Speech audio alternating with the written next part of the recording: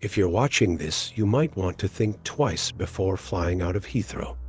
They said it was just a power outage, a simple fire in a transformer station. But I know the truth, because I was there, and my fiancée Emily was taken. Right in front of me. It all started 3 nights ago. My name is James, and I was flying back to the US with my fiancée, Emily, after a 2-week trip in Europe. We were tired, a little jet-lagged, but happy. We had just gotten engaged in Florence, and this was supposed to be the final memory before starting our lives together. Our flight was scheduled to depart at 9:10 p.m. We arrived at Heathrow early, passed security, grabbed coffee, and waited near gate 32. Everything felt normal until it didn't. At 7:48 p.m., the first weird thing happened. The overhead screens suddenly glitched. Every flight status flashed canceled in unison, then turned black. A low mechanical hum started vibrating through the floor, and the lights flickered for a second. People around us looked up, confused. Then, just as quickly, everything came back except our flight. Emily looked at me and laughed nervously. Guess we're stuck here a little longer. We didn't know then that we'd never board that flight, or any flight, ever again. About 15 minutes later, a man in a Heathrow vest approached us. He looked tired, haunted. His eyes were sunken, like he hadn't slept in days. Without saying a word, he slipped a piece of paper into my hand and walked away fast. I opened it. It simply said, "Keep her away from gate 13. I turned around to ask Emily if she'd seen that, but she hadn't even noticed him. When I looked up to find him again, he was gone. Emily thought it was some kind of joke, but there was something about the way that man moved, something desperate. Then, at exactly 8:27 p.m., the lights went out, not just flickered, completely black. People gasped. Some screamed. For a few seconds, there was only darkness and silence until the backup lights came on, casting the entire terminal in an eerie, dim red glow. Then came the sound, a crackling from the intercom, like static at first, but then something else, a child's voice, faint, garbled, repeating a name. Emily. Emily froze. Her face went pale. I swear I heard that. She whispered, and that's when I knew. Something was very, very wrong. Emily grabbed my arm. James. Someone just said my name. A child. Did you hear it? I wanted to say no, I wanted to lie. But I couldn't. I heard it too. We stood frozen, the dim red lights casting strange shadows on the floor. The terminal, which had been bustling an hour ago, now looked empty. Too empty. Like people had simply vanished. That's when I noticed something else. All the digital clocks on the monitors, the kiosks, even our phones were frozen. 8:27 p.m., the exact moment the lights went out. They never moved again. Emily started shivering, not from cold, but from something else. I think we should go back to the main terminal, she whispered. But the moment we turned around, the corridor behind us was gone. I'm not exaggerating. I don't mean it was blocked. It was gone. Replaced by a smooth, metallic wall where there had been open space just minutes ago. We weren't alone anymore. Somewhere far down the terminal, footsteps, not the hurried kind, slow, deliberate, almost dragging. We ducked behind a row of empty seats. Emily clutched my hand so tightly her nails cut into my skin. But I didn't say a word, because I saw it, a figure, at the very end of the hall, dressed in an old pilot uniform, but not Heathrow's, something older, from another era, maybe the 1950s. He was just standing there, his face hidden under the shadow of his cap. And then, slowly, he raised one arm and pointed at gate 13. I blinked. He was gone. Emily looked at me. What the hell is going on?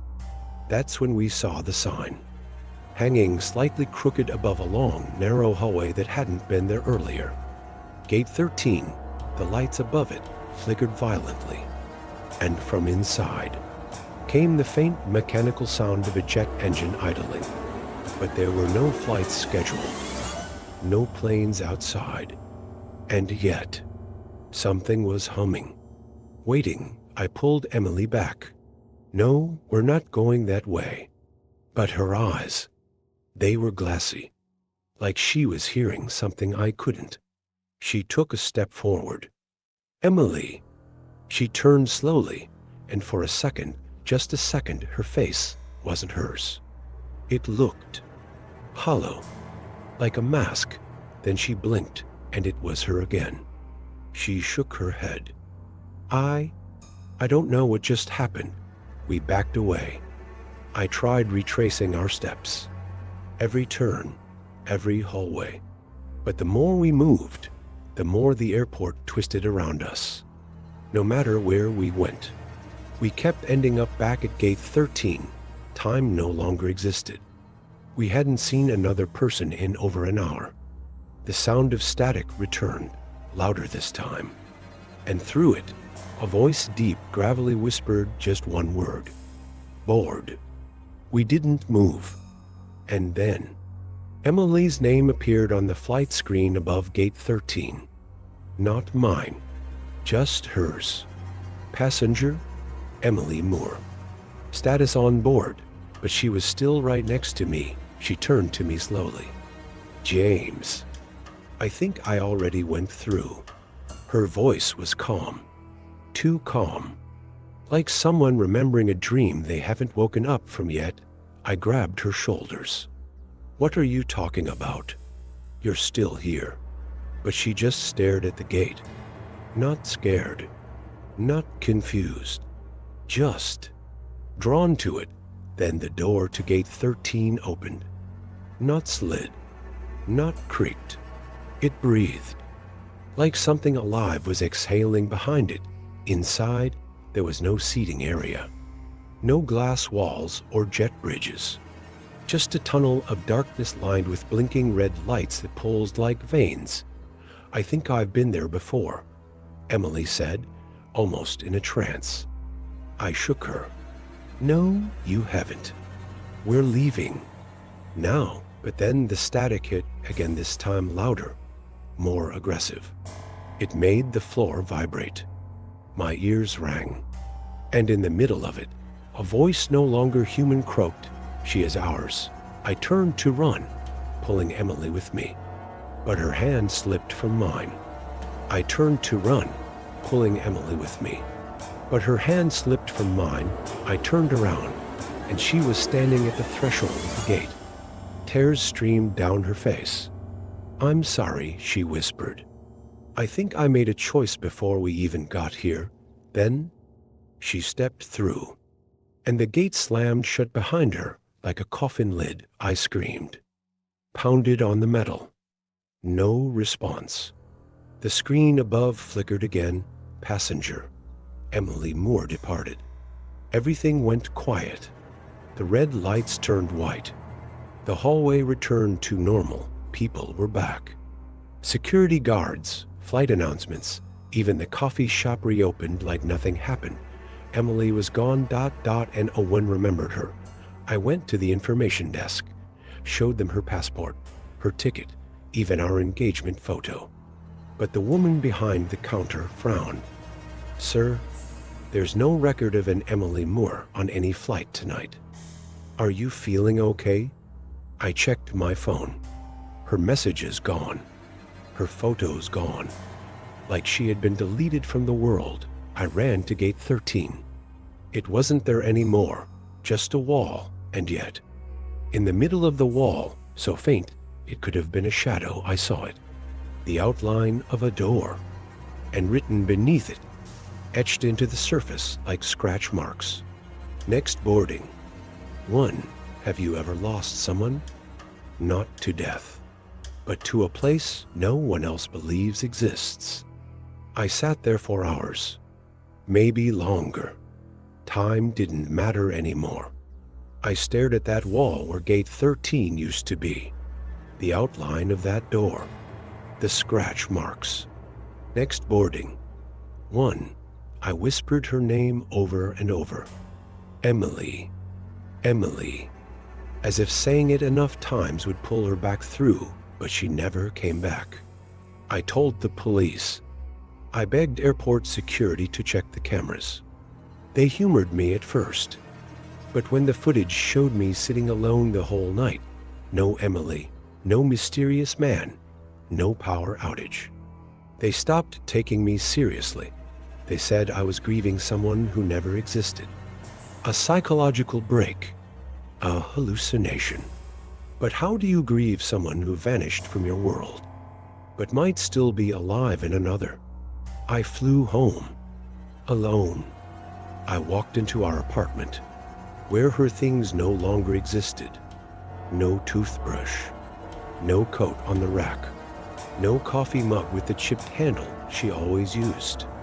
It was like she had never lived there, but the worst part, somewhere deep down, a part of me believes she chose it, the way she looked at that gate, the way she said, "I think I made a choice before we even got here." What did she mean? Had she been called? Long before we ever arrived? Was Heathrow just the final stop on a path she'd already been walking? Every night, I hear static through the vents. Sometimes I hear her name. Sometimes I hear her voice, and when I close my eyes, I dream of red lights, of long metal corridors, of a boarding call that only I can hear next boarding. 1, maybe, just maybe. If I go back, maybe I can see her again, even if it means never coming back. It's been 7 weeks. I've lost weight.